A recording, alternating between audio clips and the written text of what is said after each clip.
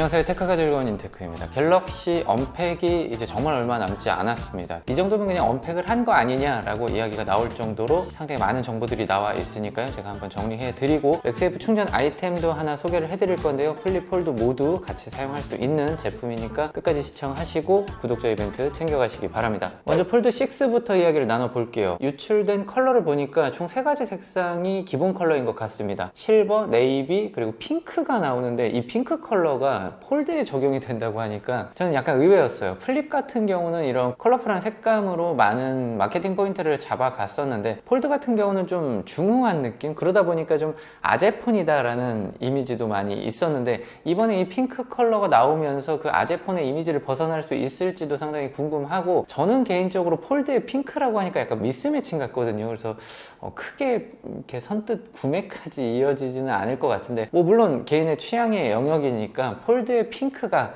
어떤 결말을 맞이할지 상당히 궁금합니다. 실버 컬러는 상당히 괜찮아 보이고요. 네이비도 나름의 폴드와 잘 맞는 아이덴티티라고 생각을 해요. 자, 그런데 한 가지 굉장히 아쉬우면서도 걱정이 되는 소식이 있어요. 가장 근본 컬러인 블랙과 화이트가 삼성닷컴 전용 컬러로 출시된다는 소식이 있습니다. 만약에 이게 사실이라면 저는 개인적으로 굉장히 걱정이 되는 지점이에요. 요즘은 자급제도 많이 구매를 하시지만 그래도 통신사를 통해서 구매하는 분들이 아직도 상당히 많은데, 이번에는 실버 컬러가 있기는 하지만 어떻게 보면 근본 컬러라고 보기는 좀 어려운 색상이라는 느낌이 들어서 아무튼 걱정이 많이 됩니다. 기존 유출 정보에서는 폴드가 2가지로 나온다라고 공공연하게 이야기가 나왔었는데 지금 시점에는 한 가지 모델만 먼저 출시를 하는 것 같아요. 울트라일지 슬림일지 잘 모르겠지만 지금 보기에는 울트라일 것 같고요. 출시 시기가 가을일 것으로 예측되고 있습니다. 아무래도 삼성 입장에서 가을에 출시되는 아이폰 견제용으로도 생각을 하고 있는 것 같아요. 개발도 확실히 덜 됐기 때문일 가능성이 높지만 겸사겸사 좀 애매하게 내는 것보다 그냥 아이폰도 견제를 하고 한번 그때 확실하게 붙어보자 라는 이야기를 하고 있는 것 같은데, 울트라 버전이 아예 뭐 숨겨져 있다가 짠 하고 나타나는 게 아니라 기본 폴드와 동시에 출시될 것으로 예상이 되다가 늦어진다는 점은 기본 폴드 판매에 상당히 악영향을 미칠 것 같아요. 저만 해도 울트라가 뒤에 나온다고 하는데 굳이, 그리고 유출된 케이스 디자인을 봤을 때 기존의 펜슬 수납 케이스가 그대로 나오는 것 같습니다. 폴드에 펜슬이 수납되지는 않는다라는 이야기를 하고 있는 것으로 보여지고요. 다행스러운 소식은 칩셋 가지고 장난을 치지는 않을 것 같습니다. 기존의 S24 때는 지역별로 그리고 기종별로 엑시노스를 넣어주면서 사람들의 선택을 좀 혼란스럽게 했는데, 물론 엑시노스가 생각보다는 괜찮았다라는 평가를 받고 있지만 아무래도 같은 기종을 사는데 어디서는 스냅드래곤을 넣어주고 어느 지역에서는 엑시노스를 넣어준다, 이거는 사실 좀 뭔가 좀 미묘하게 차별받는 것 같고 기분이 좋지 않았단 말이에요. 그런데 이번에 폴드 시리즈에서는 장난은 없이 전량 스냅드래곤 8 Gen 3를 넣어줄 것으로 보여지고 있습니다. 스토리지는 최대 1TB까지 지원할 것으로 보여지는데 전작에서도 그랬던 것처럼 아마도 삼성닷컴 전용으로 1TB를 풀 것으로 보여지고요. 일반 시장에서는 256과 512 중에 선택을 하시면 될 것 같아요. 폴드의 카메라는 전작과 동일한 수준일 것으로 보여집니다. S24 울트라 때 2억 화소를 넣어주면서 뭔가 압도적인 성능을 자랑했었다면 폴드에는 그러한 어떤 최고 사양은 넣어주지 않고 약간은 아쉽다라는 생각이 들어요. 가을에 출시할 것으로 예상이 되고 있는 울트라 시리즈에는 과연 2억 화소 카메라를 넣어줄지도 상당히 궁금한 지점이고요. 배터리는 기존과 동일한 4400mAh 가 탑재될 것으로 보입니다. 자, 이거는 아마 더 늘리기에는 무게에 대한 부담감 때문에 4400에서 멈춰 있는 것으로 보여지고요. 자, 배터리를 그대로 두고 소재를 아마 변경을 시켜가면서 무게를 14g 정도 낮춘 것으로 보여집니다. 폴드의 무게가 줄어든다는 점은 어떻게 보면 가장 중요한 변화 포인트일 수도 있어요. 아이폰도 14에서 15 넘어가면서 무게가 가벼워지면서 넘어간 분들을 저는 상당히 많이 봤거든요. 폴드 같은 경우도 기존에 무거워서 사용을 못했던 분들이라고 하면 이번에는 손에 딱 쥐는 순간 야, 이거는 쓸만한데? 라고 느끼실 수도 있겠다라는 생각이 들어요. 자, 이번에는 플립 6에 대해서 이야기를 해보도록 하겠습니다. 기본 컬러는 4가지 컬러가 예상되고 있습니다. 블루, 민트, 실버, 옐로우 컬러로 기본 컬러를 잡은 것으로 보이는데요. 폴드에 핑크가 있다면 플립에는 옐로우 컬러가 약간 눈에 띄는 컬러로 보여집니다. 그리고 블루와 민트는 전작의 시그니처 컬러였던 인기 색상을 가져오면서 뭔가 뭔가 기존에 잘 팔렸던 컬러를 다 모아놓은 것 같은 그런 느낌이 드는데, 플립 6도 폴드 6처럼 블랙과 화이트, 그러니까 근본 컬러들은 삼성닷컴 전용으로 출시될 예정이라고 합니다. 이게 진짜 사실로 밝혀지면 플립 폴드 모두 근본 컬러는 자급제로만, 그것도 삼성닷컴에서만 구매해야 된다는 점이 소비자로 인해서 선택권을 굉장히 제한하는 그러한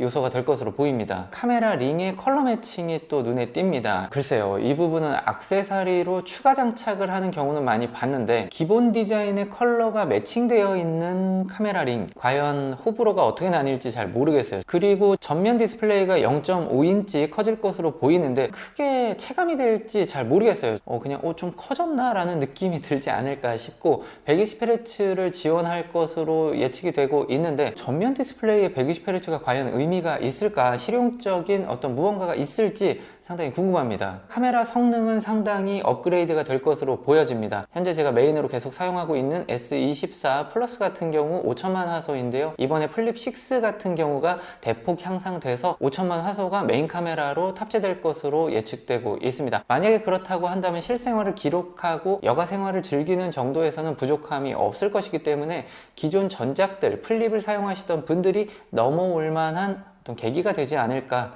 예측을 해봅니다. 자, 그런데 가격이 조금 오를 것 같아요. 10만원 이상 가격이 올라갈 것으로 보여지는데, 성능이 좋아지는 부분은 반가운 일이지만 가격까지 같이 올라간다고 하면 그렇게 반가운 일일지는 잘 모르겠고요. 결과적으로는 판매량에 어떤 영향을 끼칠지도 상당히 궁금합니다. 자, 이번에는 워치 7 시리즈에 대해서 이야기를 해볼게요. 제가 지금 손목에 차고 있는 게 애플워치 울트라인데요, 이번에 워치 7 시리즈에 울트라 모델이 나온다고 합니다. 사각형인지 원형인지 알 수 없는 듯한 그런 디자인의 울트라인데 좀 이상하다라는 이야기가 많았는데, 시간이 지나고 최근에 나온 렌더링을 보면서는 사람들의 반응이 많이 바뀌었더라고요. 그리고 저도 보다 보니까 또 나름 괜찮은 것 같고, 울트라 모델이라고 하니까 성능에 대한 기대치 때문인지 예뻐 보인다는 생각이 들기 시작하더라고요. 지금 애플워치하고 비슷한 지점들을 꼽아보자면, 용도가 생겼고 거기에 오렌지 빛깔 포인트 컬러가 들어가 있습니다. 애플워치 울트라 같은 경우도 좌우에 이렇게 액션 버튼도 있고 용두에 오렌지 빛깔을 넣어놔서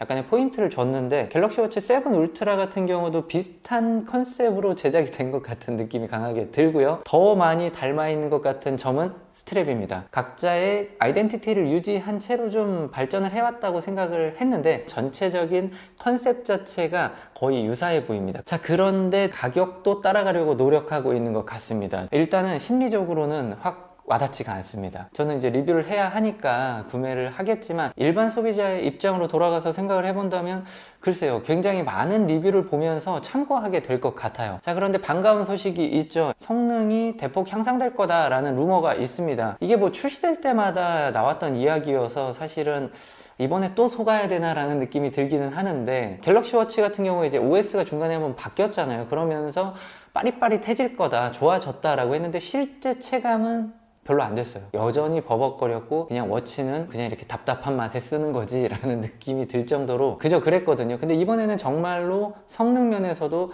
압도적인 성능을 보여줄 수 있을지 저는 상당히 기대가 되는 지점입니다. 자, 워치 7 일반 같은 경우는 워치 6하고 거의 다르지 않은 디자인으로 나올 것으로 보입니다. 포인트가 조금씩 들어갈 것으로 보여지는데, 큰 틀에서 디자인이 많이 바뀌지는 않는 것 같아요. 최근에 발매를 해서 정말 선풍적인 인기를 끌었던 P3, 이 사각형 디자인이 일반 버전으로도 좀 크게 나오면 저는 괜찮을 것 같거든요. 근데 아쉽게도 일반 버전은 그냥 동그랗게 나오고 핏은 네모나게 나왔는데, 울트라는 네모와 동그라미가 합쳐져 있는 디자인으로 나올 것으로 보여지고 있어요. 자, 이번에는 버즈 3 시리즈에 대한 이야기를 해보겠습니다. 사실 렌더링이 유출된 다음에 에어팟 후속작이다라고 할 만큼 너무 비슷해서 사실 좀 눈을 의심할 정도로 저는 좀 당황했습니다. 유출된 정보에 따르면 버즈 3는 일반 버전과 프로 버전 두 가지로 나올 것 같아요. 일반 버전 같은 경우는 에어팟 3와 유사하게 오픈형으로 출시될 것으로 예측되고 있고요. 프로 같은 경우는 에어팟 프로 시리즈하고 거의 유사하게 커널형 디자인으로 출시될 것으로 보입니다. 자, 그런데 기존 버즈는 이렇게 콩나물 디자인이 아니었단 말이에요. 귀에 콕 박히는 느낌, 강낭콩이냐 완두콩이냐 뭐 이런 이야기가 나올 정도로 콩 느낌의 디자인이었다면, 애플은 줄곧 콩나물 디자인을 고수했었어요. 버즈를 쓰시는 분들이 가장 큰 단점으로 꼽은 지점 중에 하나가 통합 품질이 에어팟 대비해서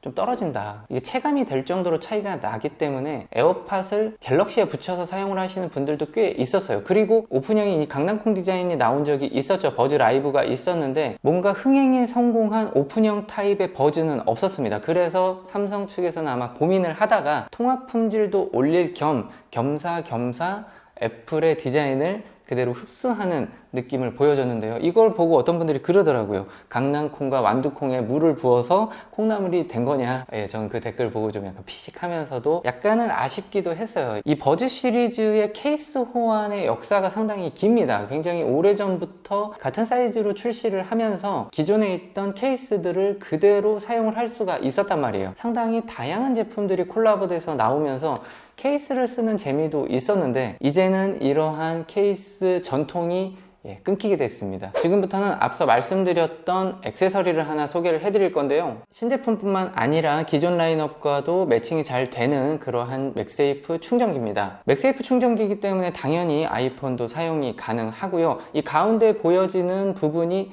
애플워치 혹은 갤럭시 워치를 충전할 수 있는 그러한 워치 충전부예요. 자, 이 제품 제가 리뷰 의뢰를 받고 상당히 오랜 기간 사용을 했습니다. 가장 좋은 지점이 스트랩이 존재한다는 점이었습니다. 백팩이나 크로스백의 고리에다가 연결을 해서 가지고 다니시면 휴대성 면에서 정말 압도적으로 편리했습니다. 이동이 많은 분들, 출장을 가거나 여행을 자주 다니시는 분들에게는 워치 충전기를 챙기는 게 굉장한 스트레스이고 일이 될 수가 있어요. 핸드폰 충전기는 습관적으로 챙기는데 워치는 한 군데다 두고 쓰다 보니까 이동할 때는 깜빡할 때가 많거든요. 케이블을 연결을 해야 하지만 워치 충전부와 휴대폰 충전 그리고 버즈 충전까지 같이 할 수 있는 기능을 가지고 있기 때문에 다양한 케이블을 여러 개 챙기지 않으셔도 됩니다. 측면에 있는 C포트를 통해서 어댑터하고 연결이 되어야만 충전 기능이 활성화됩니다. 충전 속도는 휴대폰 충전의 경우는 최대 15W급까지 지원을 하고 있고요. 워치 충전부는